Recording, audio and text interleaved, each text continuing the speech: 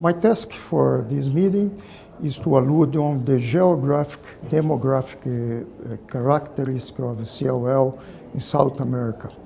And we have a very heterogeneous population, a mix of native Indians that belong to the Asian population, and some countries, mainly 4 countries, Bolivia, Ecuador, and Peru, have a higher percentage of this kind of population, where the CLL has a low incidence.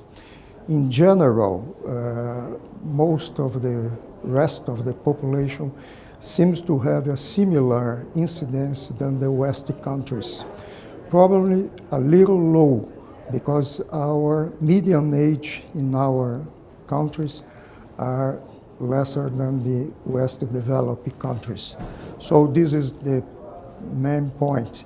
For instance, the median age in South America is 62 years, and in general, in Europe and the US, is 72 years. Several reasons for that, but one of that is that our median age are lower than in the other countries. The other point is that we don't have registries in most of our countries, but Brazil, Argentina, and Uruguay. This is a very important thing to understand much better our patients, to propose solutions, mainly for the treatment.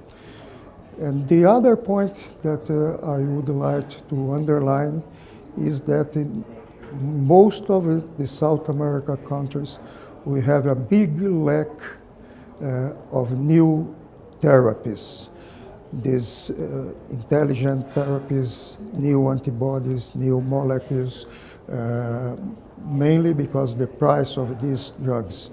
But the main issue is that in the public health system, we have a lack of the conventional drugs also. The conclusion of that, we have a meeting yesterday with the board of iwCLL to discuss this subject. And 2 points are the most important. One, we will try to building together a registry, a South American registry for CLL.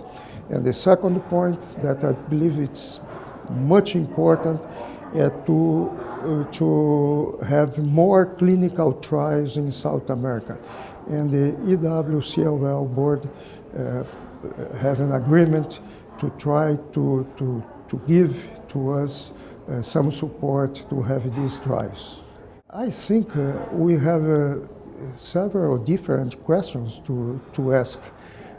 We have to participate in the international studies for sure, but we have some problems, local problems to understand, mainly related to the performance status of our population, aging population, that is where CLL have the biggest incidence. So I think to propose regional treatment that is fit for this kind of patients.